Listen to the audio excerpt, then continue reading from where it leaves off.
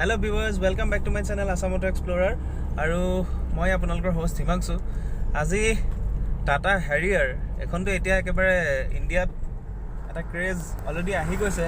আগতে যেনেকৈ স্কৰপিঅ বা তেনেকুৱা ধৰণৰ গাড়ী কিছুমানৰ কাৰণে আছিলে, ছুইফ্টৰ কাৰণে আছিলে। তো এতিয়া হেৰিয়াৰখন এটা অলৰেডি ট্ৰেণ্ডত আছে আৰু সেইকাৰণে ট্ৰেণ্ডত থকা গাড়ীখনৰ এটা মাইলেজ টেষ্ট কৰোঁ। আগতে মাইলেজ টেষ্টৰ ভিডিঅ' কেইটামান বনাইছোঁ মই, আপোনালোকে চাইছে। আৰু যিসকলে নাই চোৱা এতিয়ালৈকে আসাম অটো এক্সপ্ল'ৰাৰ চোৱা নাই তেওঁলোকে ছাবস্ক্ৰাইব কৰক। মই এনেকুৱা ভিডিঅ' কিছুমান বনাই থাকিম আপোনালোকৰ কাৰণে, আপোনালোকে চাই থাকিব পাৰিব। আৰু আজি হেৰিয়াৰখনৰ মাইলেজ টেষ্ট, বিকজ হেৰিয়াৰখনত 3টা ড্ৰাইভ মোড আছে।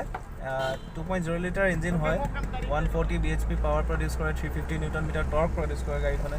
চ' সেইখন গাড়ীতে 3টা ড্ৰাইভ মোড আছে আৰু ড্ৰাইভ মোডত পাৱাৰ ফিগাৰটো চেঞ্জ হৈ যায়। যিটো 140 bhp সেইটো পাৱাৰ নাপায়, বাট তাতকৈ কমি যায় আৰু মাইলেজটো ইনক্ৰিজ হয়। মানে আপোনাক যদি মাইলেজ লাগে, আপুনি ইক' মোড চলাই আছে, কম পাৱাৰ।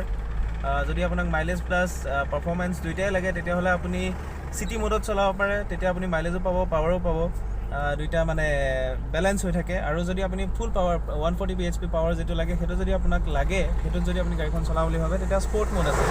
তো আজি আমি চাম ইক' মোড, বিকজ ইক' মোডটো ইয়াত এভেইলেবল আছে। আমি ইকনমিত চলাবলগীয়া হ'লে কিমানতনো চলাব পাৰোঁ। চ' লেটছ গেট ষ্টাৰ্টেড। মই ভিডিঅ'টো ষ্টাৰ্ট কৰিছোঁ আৰু মই আহি আছোঁ এতিয়া লখিমপুৰ ডিষ্ট্ৰিক্টৰ বান্দৰদেৱা বুলি এটা জেগা আছে। এইটো ছাইডৰ যদি কোনোবাই চাই আছে তেতিয়া গম পাব বান্দৰদেৱাত কেনেকুৱা ভিৰ এটা লাগি থাকে। সেই ভিৰটোত মই এতিয়া আহি আছোঁ আৰু গাড়ীখন এতিয়া চলিছে আপোনাৰ 3.4 কিলোমিটাৰ। মই যেতিয়াৰ পৰা ৰিছেট কৰিছোঁ মিটাৰটো, আৰু 3.4 কিলোমিটাৰত 18.8 19.1 হৈছে এতিয়া। গতিকে এনেকুৱাকৈ মই আহি আছোঁ। এইটো ভিৰটো চাওক বান্দৰদেৱাত, এনেকৈ আহিব লাগে।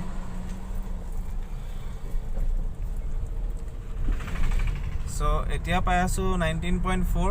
গতিকে বান্দৰদেৱা পাৰ হৈ পেলাই যেতিয়া হাইৱে পাম, হাইৱেত মই আপোনালোকক দেখাম কিমান হায়েষ্ট ফিউল ইকনমি পাওঁ। চ' চাই থাকক ভিডিঅ'টো আপোনালোকে।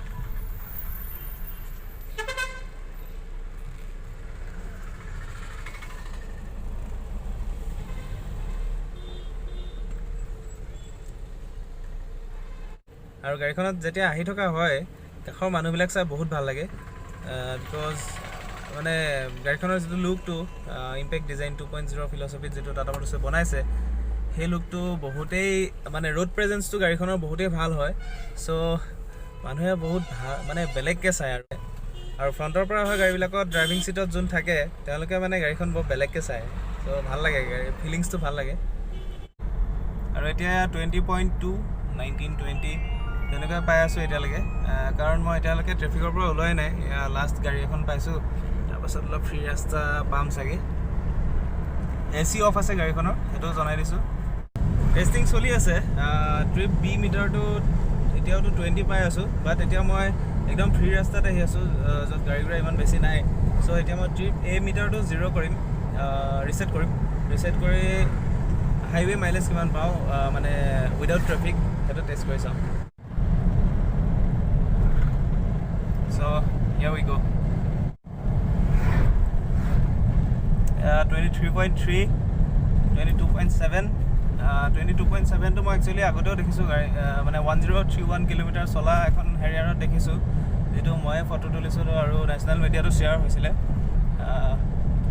22.7 1.3 কিলোমিটাৰ আহিলোঁ, আৰু অলপ কিলোমিটাৰটো বাঢ়ি লওক, তাৰপিছত আপোনালোকক দেখাই আছোঁ। চ' ভিউৱাৰ্ছ 22.7 আৰু মই আহিলোঁ 19.3 কিলোমিটাৰ, 19.4 হ'ব এতিয়া। আৰু ভিডিঅ'টো ষ্টপ কৰিবও হ'ব। 22.8 মই ভাবোঁ এইটো এটা সাংঘাতিক কথা, 23 হৈ গ'লগৈ।